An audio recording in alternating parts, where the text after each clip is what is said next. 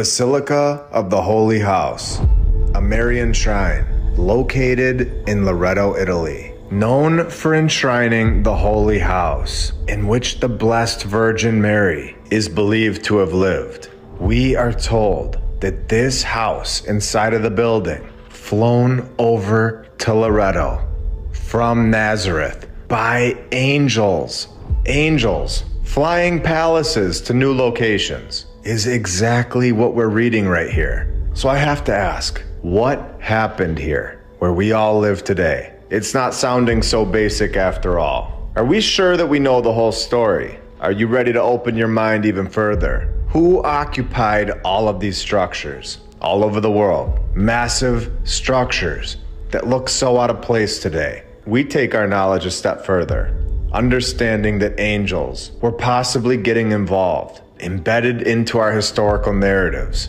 within construction stories, a situation, a narrative that we have now seen multiple times within our research. Angels getting involved all over the world. We also get the replacing the original nod, as well as the consumed in fire nod within the same sentence. So we know that this place is right up our alley. When we go inside, we get to see the Holy House, the same exact house that was supposedly being flown by angels, showing that there was a group of people here before all of us, a civilization that fully understood construction and were capable of so much more than just riding around on a donkey and living in wooden sheds, going to the bathroom in their front lawns. This is elite construction, elite technology, showing that the history that we've all been told has massive holes in it. There was a clear understanding of how to put a palace together before we all showed up, and this knowledge was worldwide. Like we have shown time and time again on this channel, there are numerous artistic depictions in and around the Holy House of flying angels carrying this house all the way to this location, where I now have to ask the question, did angels build this thing? We have seen this before in Lalibela, where they got more than a little help from angels, where they came in on the night shift and helped to complete churches. Again, this is the house that Mary, the mother of Jesus, is believed to have lived in. And I think I've said this a lot in the past, but there's always some that need me to say it again. We are just researching here and trying to grow our knowledge of the past with the resources and information that is available to us. And we have learned a lot to this point by simply asking questions and connecting things that we've seen before, connecting patterns and the rest. You can always think whatever you'd like, but if there is information that tells us that angels were here and carried and possibly constructed palace-like structures, I'm going to let you know about it. It would be one thing if this was a one-off. One thing if it's just in one religion's narrative. The thing is it's everywhere. Angels being involved in constructing palaces would be shocking. It would change everything about what we know about this place. It would give this place that we all live an extremely deeper meaning, showing that these so-called myths may not be so mythical after all. When we go to Mecca, Saudi Arabia, and we see the Kaaba, we are told that this is the holiest shrine in Islam. We also get the reconstruction story again, but yet again, we are told within a separate religion that the initial structure was built by the angels. Allah instructed the angels to build the Kaaba. After its construction, the angels revolved around it. I also understand that these stories could just be made up. The thing is that something happened here. Someone built these structures, and these structures are beyond what we're being told about in History 101. The structures are so out of place, and people that are born hundreds of years later, us, we intuitively understand that they are important without having any backstory at all. Sharing this information is what we are doing, adding a possibility to the table that the local legend may be filled with more truth than what is being written within our textbooks. The fact of the matter is that somebody constructed these palaces. We can all go inside of them. And we're all at the point of trying to figure out how they all got here. Who built them? Where did this knowledge go? Why does it not fit in at all with the cowboys and Indians stories? Why did we go from palaces in every continent to dirt roads, donkeys incorporated, hammers and chisels with porta potties in the backyard? What happened? Did angels really assist in the construction that we all see today? Palaces that are now taken over and used to rule over us. Is this what's going on? You tell me. One thing is for sure. We are learning more and more by the episode. We are gaining more and more knowledge as a community, connecting dots, adding people that hold different skill sets, different knowledge, all coming together with different viewpoints, all to figure out what really happened here, the truth. One of the most incredible structures in the world today is the Chartres Cathedral, located 50 miles southwest of Paris, France. Constructed yet again in the 1200s, and yet again told that it stands on the same exact site of at least 5 cathedrals that have occupied this exact same site. A very clear nod, repeating narratives all over the world. This is the 5th one, and then stands on Romanesque basements. We all know about the basements at this point. Episodes 72 and 78. Catacombs underneath the churches, generating an energy, connecting with the bones underneath the floor. These buildings are so much more than what we are told and expand throughout the entire city underground. We have shown this. So what happened to the previous 4 churches? Did you know about this pattern 5 years ago? Did you know that it was all over the world? Did you know that every single one of these structures from the old world held the exact same narrative?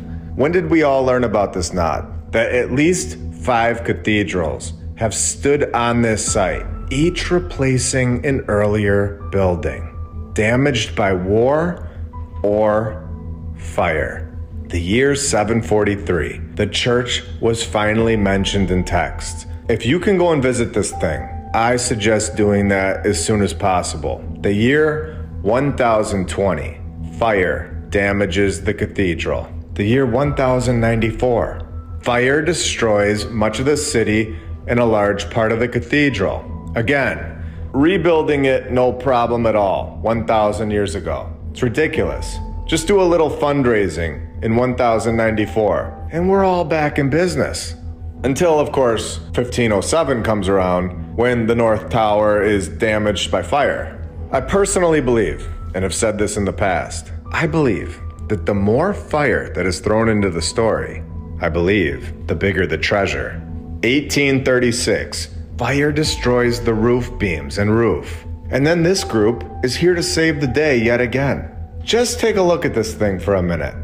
Look at the griffin right here. The detail is insane. It's so obvious at this point that what we are being told about our past is missing a massive civilization or civilizations that were extremely advanced and their work lasts forever. Our history is important because it proves that where we live is so much more in depth. It has so much more meaning than what we're being told. Purposely chopping off the heads of these individuals in the middle. We have seen this so many times.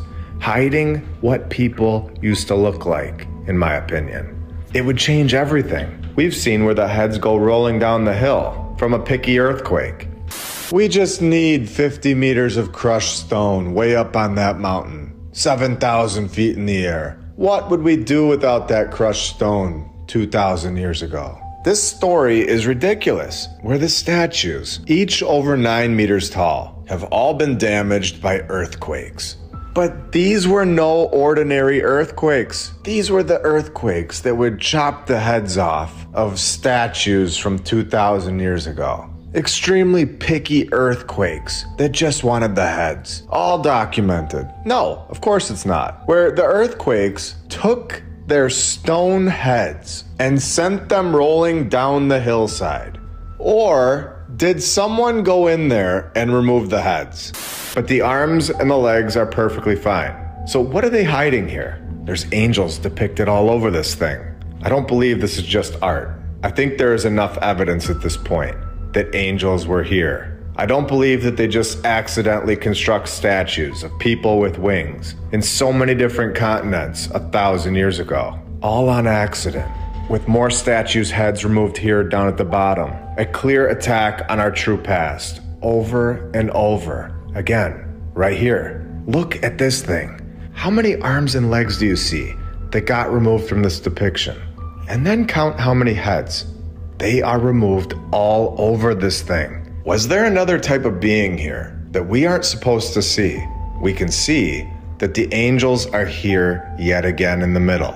I do see a hand chopped off here in the center, where you have to ask, was he holding something of significance? Because the guy next to him is holding a box, so it seems like they both might have been holding something. And then the entire group down here got their heads taken. So there's something to this for sure. 1, 2, 3, 4, 5, 6, 7, 8. 8 heads on the right. And then 1, 2, 3, 4, 5, 6, 7, 8, 9 on the left. Is this by accident? I don't believe so. In the middle here, above the building structure, his head is also gone. This is so odd in my opinion. This is something that we definitely need to keep in mind for the future. Or if you're going to one of these buildings, something to look for. The first row of people here, all the way around the center, they are all angels. Every single one of them are angels. There's like 30 angels depicted here. All by mistake? I don't believe that's a mistake one bit. This is incredible. If you see anything of significance that I'm missing, please let me know in the comments. Incredibly detailed construction that lasts forever, all from the old world, and is now in our world, a place that we can all go and see. This was being constructed 1,000 years ago with multiple reconstruction projects. Getting it fixed up, no problem at all. Just a little bowling alley fundraiser gets you back on track. And then we're all told that we are evolving and advancing. Could you imagine? All right, everybody, we've done a lot of evolving and advancing lately. In fact, it's been 1,000 years. So we're gonna put one of these together in Memphis, Tennessee. Memphis, a palace is on the way. Could you imagine?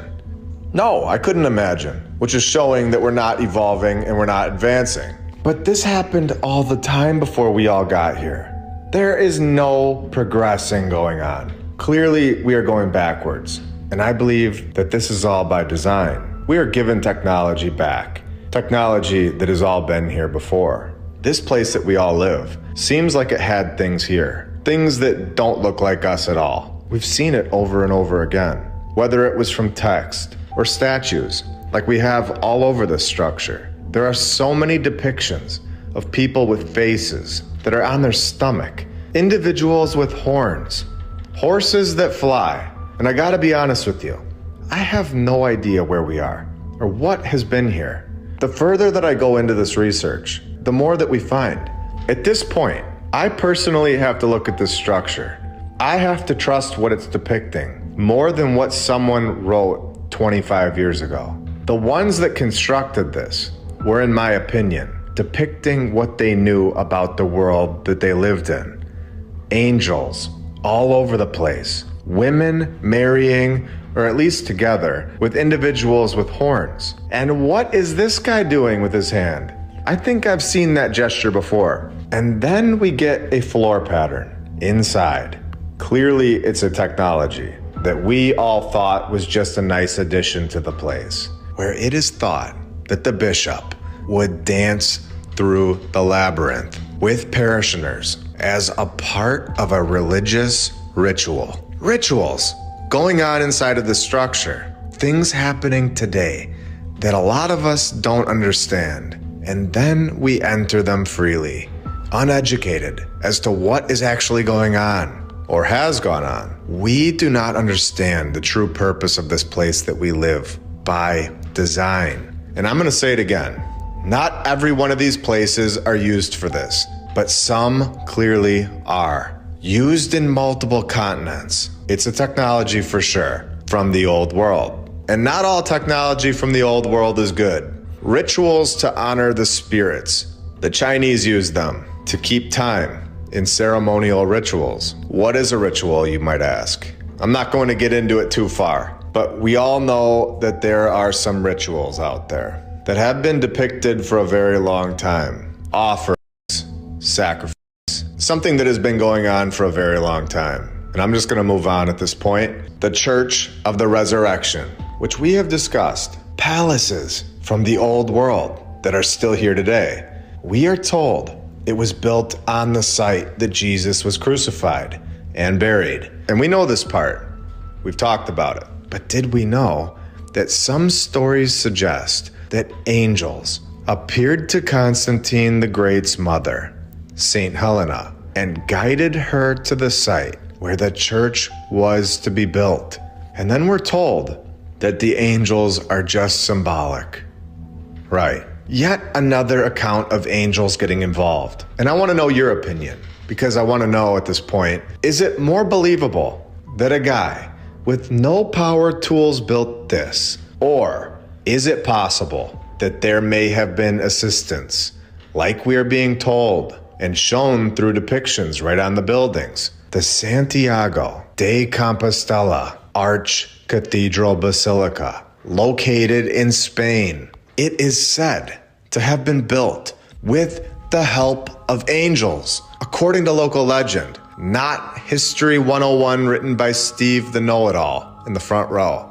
Of course, no offense to all the Steves out there. The Apostle St. James, his remains were yet again transported to the site by angels. Later, when the cathedral was being built over his tomb, angels, just like we have shown over and over, believed to have provided assistance to the previous civilization, the old world. Yet again, providing assistance to the workers to construct a palace-like structure that lasts forever. And yet again, has depictions of those angels all over it, on the outside of the building as well as the inside. Are you ready to go back into the catacombs?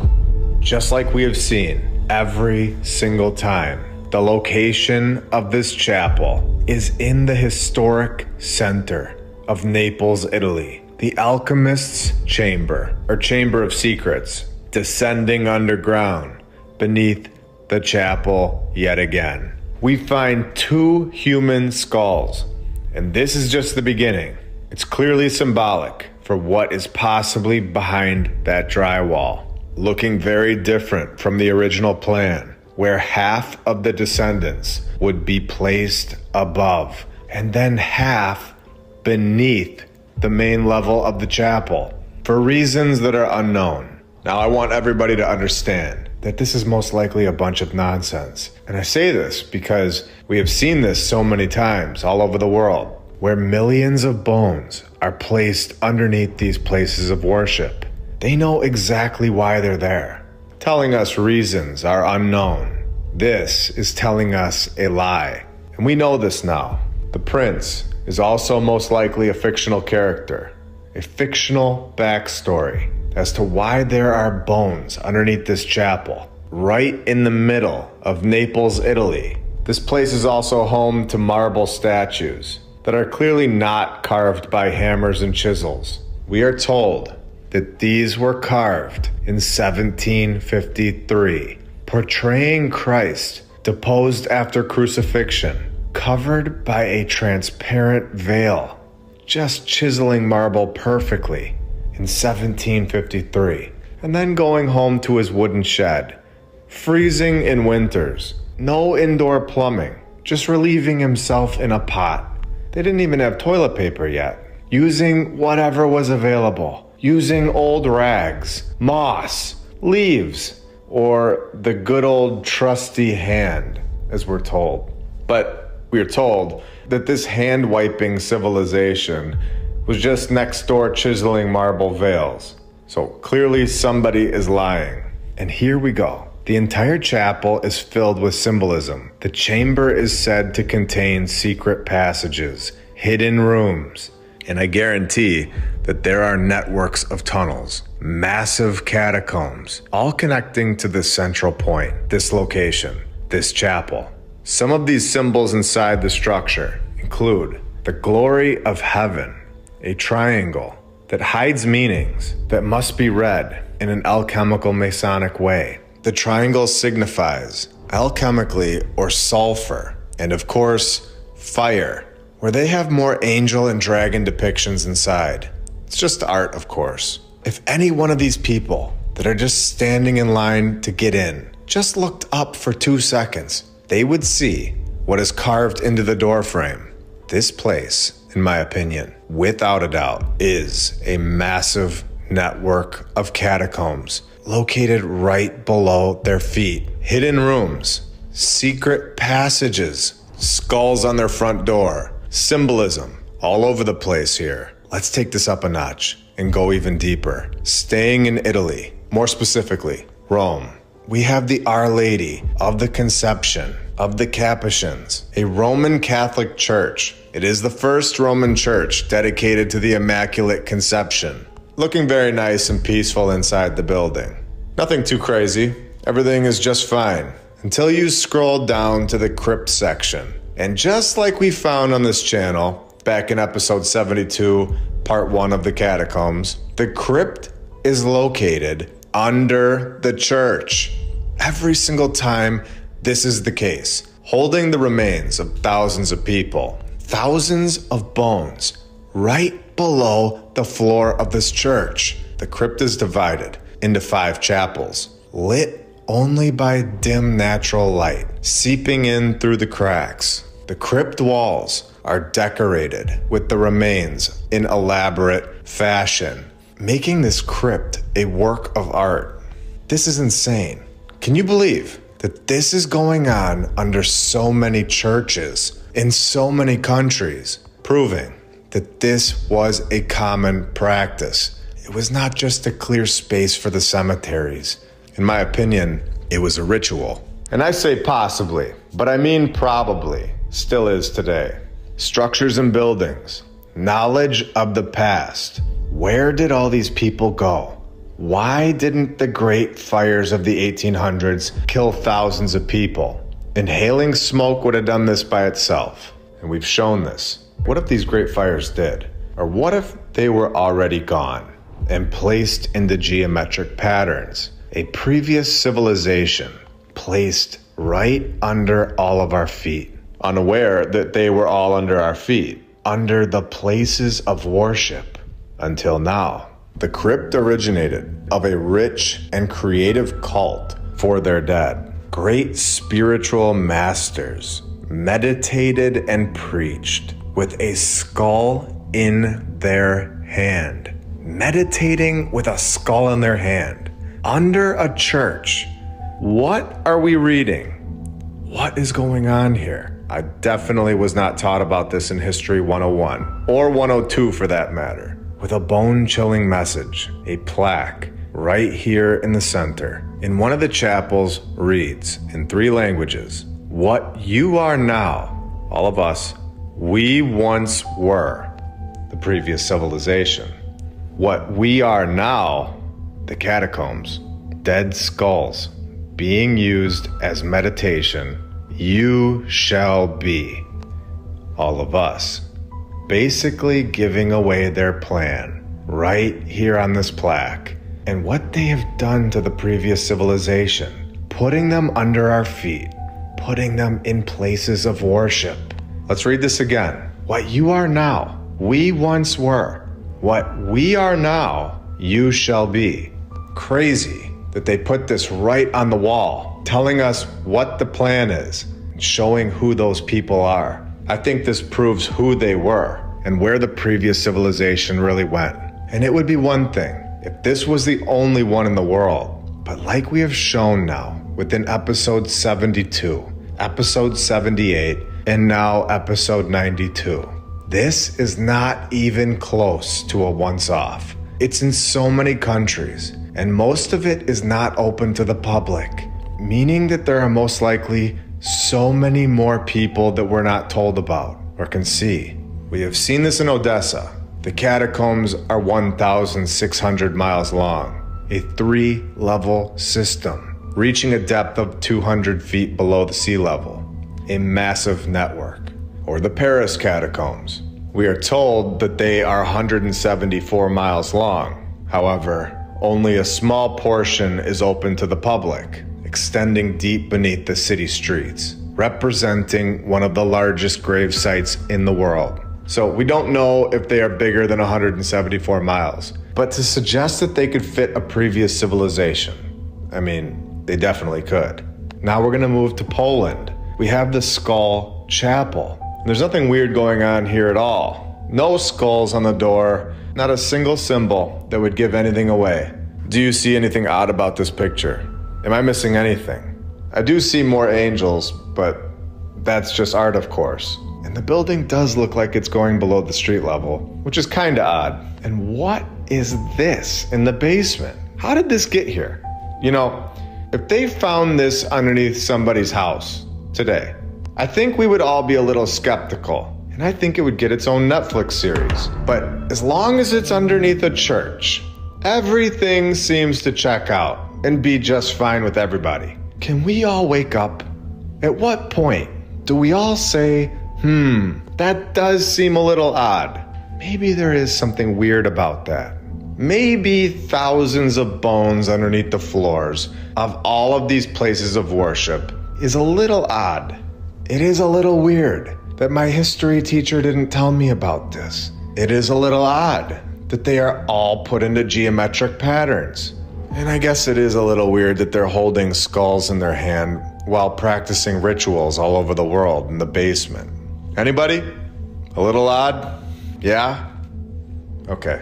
And a nice no touching sign right here, in case anybody is insane and wants to do that. Ritualistic intentions, in my opinion, right beneath your feet, all over the world. Collecting the bones, cleaning them all up, and putting them under the chapel. The Sedlec Ossuary, Czech Republic. I told you we are just getting started, and I'm going to turn your reality upside down. I'm going to show you something that you will never unsee. The ossuary is estimated to contain skeletons of between 40,000 people and 70,000 people. And we know it is most likely more, whose bones have in many cases have been artistically arranged to form decorations and furnishings for the chapel.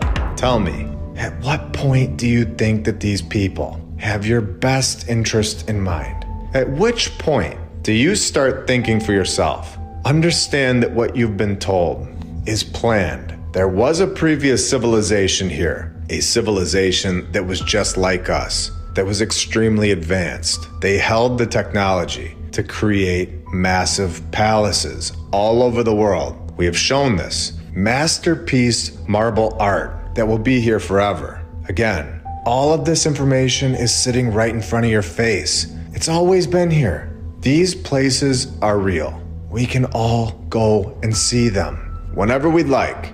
It's up to you to open your eyes and see the truth. I'm gonna say it again.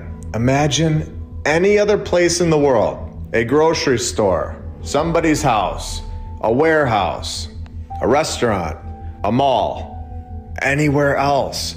Imagine that they had 40 to 70,000 people, bones, laid in artistic designs under their floors, holding skulls in their hand for meditation.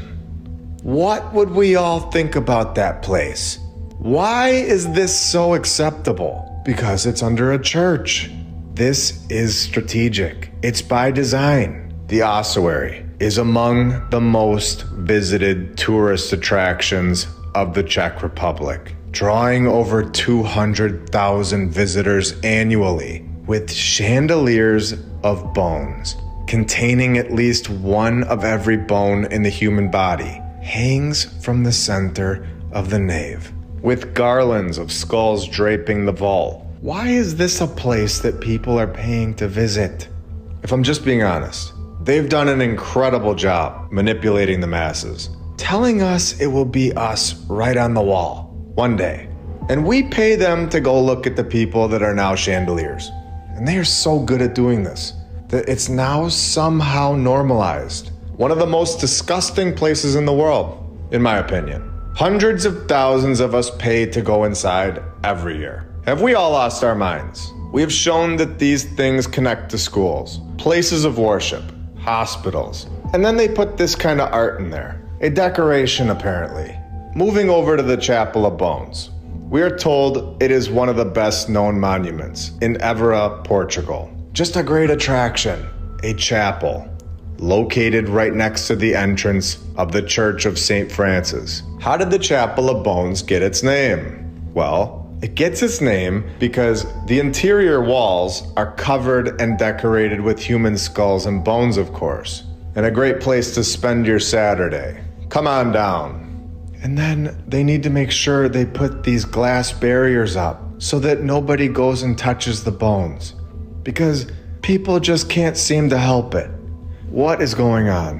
Who would seriously pay to go in one of these, let alone go and touch the bones? Oh my gosh, if you could see me now, you would see that I'm looking at these people shaking my head. It's under the church though, so it's acceptable. No. Did you know that this was below our feet? Did you know how extensive this was? Did you know that it was worldwide? Did you know that this one holds an estimated 5,000 corpses to decorate the walls of the chapel? The bones just came from ordinary people, of course, arranged into a variety of patterns. Such a normal thing to do under a chapel. Not weird at all. Very normal thing for chapels to do. But if a convenience store starts taking ordinary people and arranging them into a variety of patterns, I don't think anybody's gonna pay and take pictures. We're not gonna get 200,000 people a year in a Walgreens basement. But the place of worship, not an issue, of course.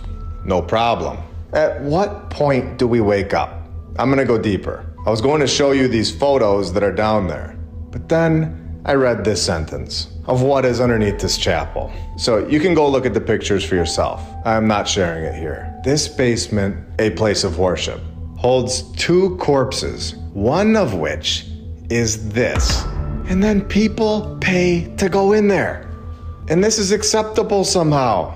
Written on the roof of this chapel is the phrase, "Better is the day of death than the day of birth." And we can now see who we are dealing with. A group that doesn't seem to enjoy our company. A group that seems to be fully in control of the masses. So much so that they think these places are payment worthy. The photos that are under this church, in my opinion, are disgusting. Understanding what is under our feet is incredibly important, and see what has been going on all of our lives. Places that are used as ritualistic practices. Things that we are told right on their websites, holding skulls for meditation. Bones of the past placed into artistic designs, decorations to make chandeliers, plaques that read that what we are now, they once were. What they are now, we shall be. If you were on the fence about this research before, unsure if there was a previous civilization that was wiped out, unsure if we are being given back technology from the past, thinking that the narrative that we're all told worldwide, thinking that it was giving you the full story. Are you still on the fence? I think now is the time we all get off it. When we go to Austria, Hallstatt to be specific, an Austrian house of bones, filled with hundreds of intricately painted skulls. We are told that in the 1700s, the church began digging up corpses. In my opinion, this was the previous civilization from the mud, all to make way for the newly dead. An excuse that we have seen before, taking up too much room. So let's paint these ones and put them into geometric patterns for fun, and then do rituals, and also make people pay to see them. Sounds good? No. Tightly stacked over 1,200 skulls. Once the skeletons were removed from the mud, they bleached them in the sun. And then 1720 comes around, and they start painting them. A nice tradition, apparently, decorated with an assortment of symbols. Though this practice has been dying out since the 1960s, they took a woman from 1983 and they entered her into the ossuary in 1995, showing that this is still going on today. Tartaria, a location that we are shown on maps that predate our current civilization. Tartaria, a location that has been kept quiet from all of us within the education systems all over the world. A location that we can clearly see is Russia on a modern day map, with a population of around 4 million people today. Located within Russia's walls, there is a location today that is called Tatarstan, officially the Republic of Tatarstan, and sometimes called Tataria, where they just removed the R. And this is just the beginning. Wait until you see what is still standing in this location today. But first, I think that their coat of arms needs to be exposed. We know that Tartaria's flag depicted a griffin. We can zoom in here on it and get a better look. As we go back to the historical coat of arms of this location, of Tatarstan, we see their seal from 1672, and of course, changed to this in 1856. And once 1920 hit, the process of removing the old world, the previous civilization, was in full swing. And this became their new seal, showing their hammers and chisels and a logo that some will recognize very well. A takeover worldwide. The Republic of Tatarstan with their griffin seal. It's very interesting. It is a part of the Volga Federal District, which we have discussed in previous episodes. Now I'm going to drop the guy down in their city. We clearly have homes that are found from the old world and are being repurposed. We have the old brick being exposed, as we obviously don't properly maintain these structures. Flipping this camera view around, we can see that the windows are down here by the ground. I believe that these houses are much deeper under the mud. These houses are over the top, all the way down the street. These people, us, we were placed into the old world's work and are just occupying it there. Could you even imagine how incredible this area once looked? And remember, this is just one road.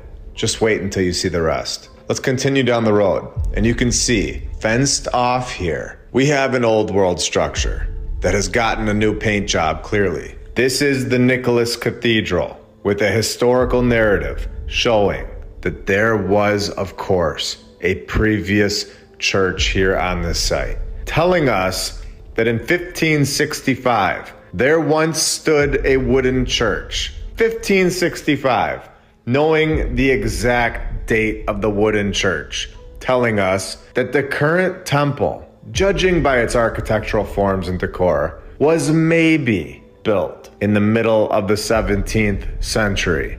Please tell me how they know the exact date of a church that isn't there, a wooden church. And they don't know the date of the current church. It is complete nonsense in my opinion.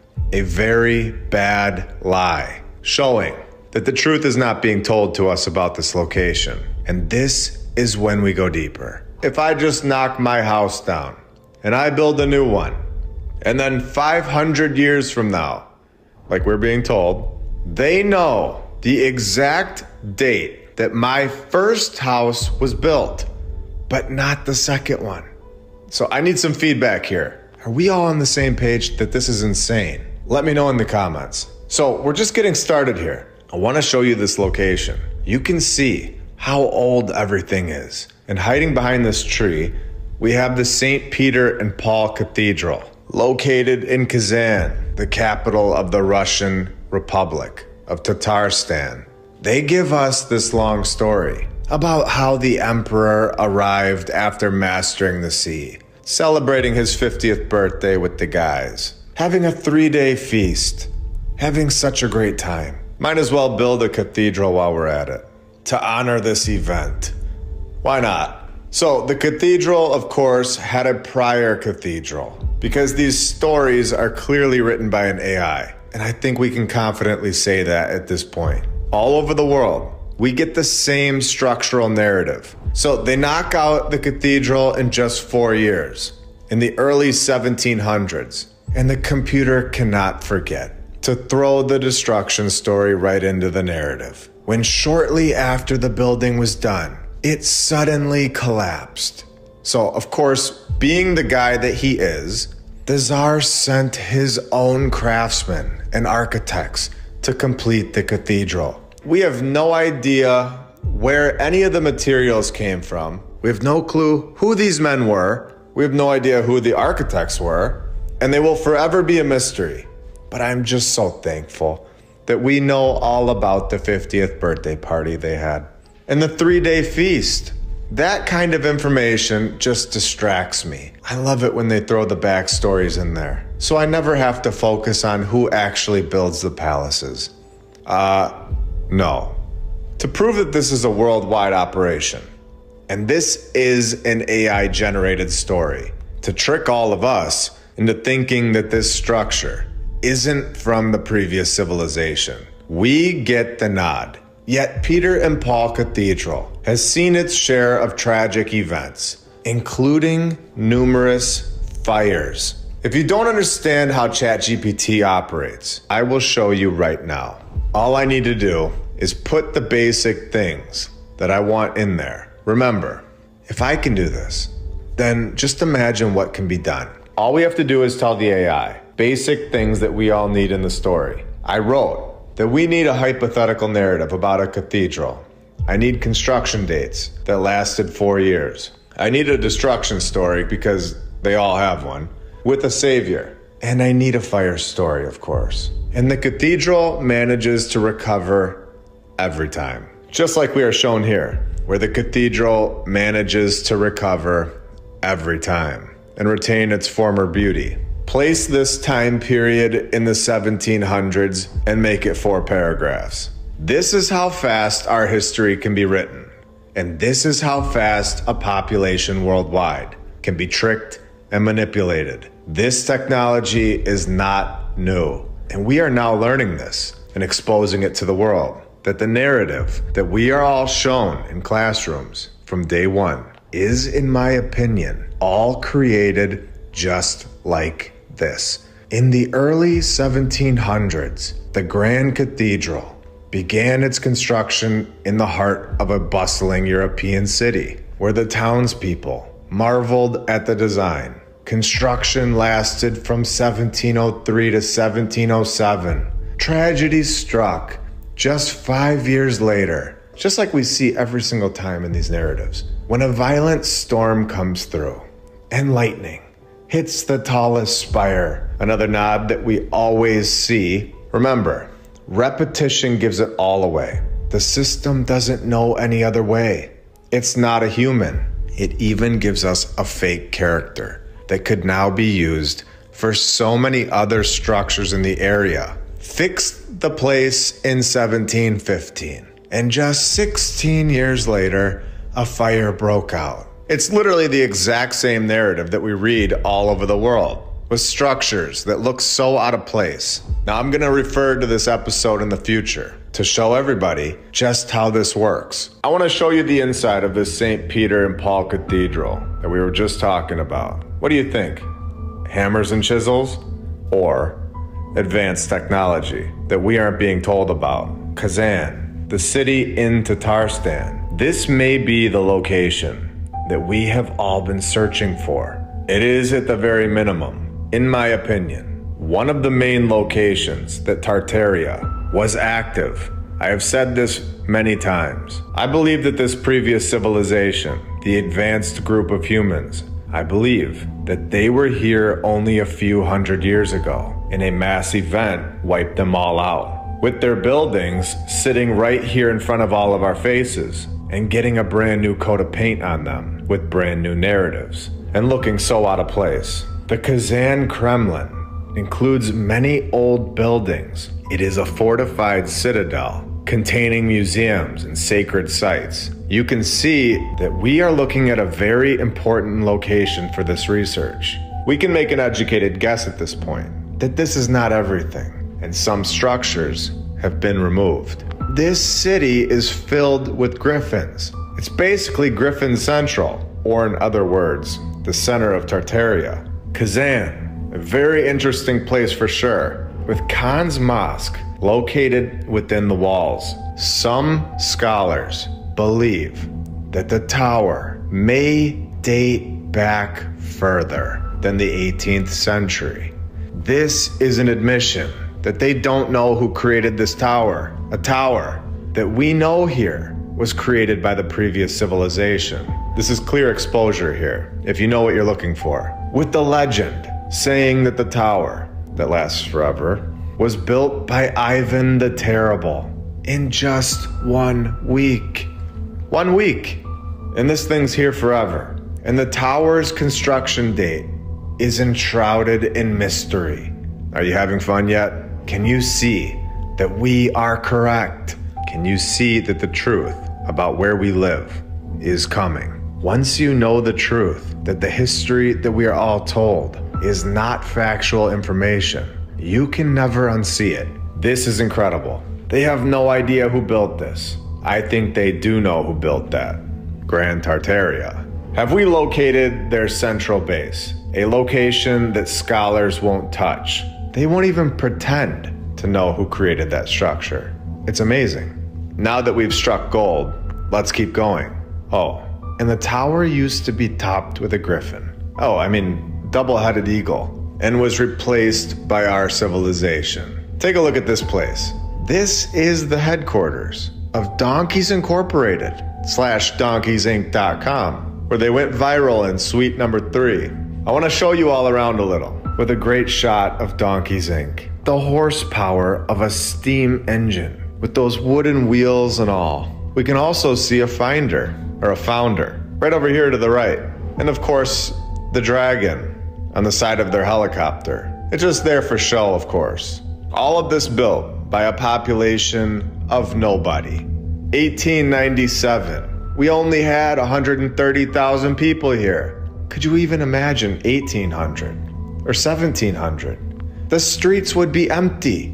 Yet we're told within our mainstream narrative that nobody constructed palace after palace, and we all just accepted it for years. Where that all ends now. Remember that in 1750, nobody was even here in this location. You can just drop the guy down anywhere in this city. Doesn't matter. You can just throw the guy down in this back alley. You can just swing the camera angle around here, and what do you know? Another old world palace pops up. This is the Epiphany Tower. Just take a look at the brickwork on this one. I wish my town would give me one of these. And remember that all of these buildings are just the top. They're just what we can see. They all, most likely, are all interconnected through underground tunnel networks and structures. We've seen this all over the world. And if they're doing it in Chicago, then you know that they're definitely doing it here. It's incredible. It's palace after palace here. You can even see another one behind it. And this building still has its old world bells. In fact, the bells are in nearly every one of these buildings. And what do you guys think of this thing? The Kazan Family Center /Viewpoint, where that's gotta be renamed. It has all kinds of different statues surrounding it, where we all know that this is just art. There weren't actually dragons and griffins. Wait, right? And then of course there's more art of the mainstream mythical creatures all over this thing. I do believe that this is depicting our past, what used to be here. So this is just one city, located within the Republic of Tatarstan, obviously. There's going to be a lot more that we expose in the upcoming episodes. I feel like this location deserves a lot more attention, including the city of Bulgar, with a population of only 8,000 people in 2010. They, of course, get a palace. And I'm not making fun of anybody. I never will. I'm just showing how people in this town live today. We build huts in 2024, yet in the same exact town. This is here. The amount of evolving and advancing going on is negative 1,000. We are going backwards. So we have the town right here. And now I'm personally convinced after this that we have found modern day Tartaria. And we are going to expose everything in this region. I'm going to go down this road here, and we can continue back on this location, this region, in upcoming episodes. Let me know in the comments if you'd like me to do that. Because right here, there is a gas station. Can you see what that logo is? Can you see that Tartaria may still be here, where it has been hiding in this location and is now ready for us to share it to the world?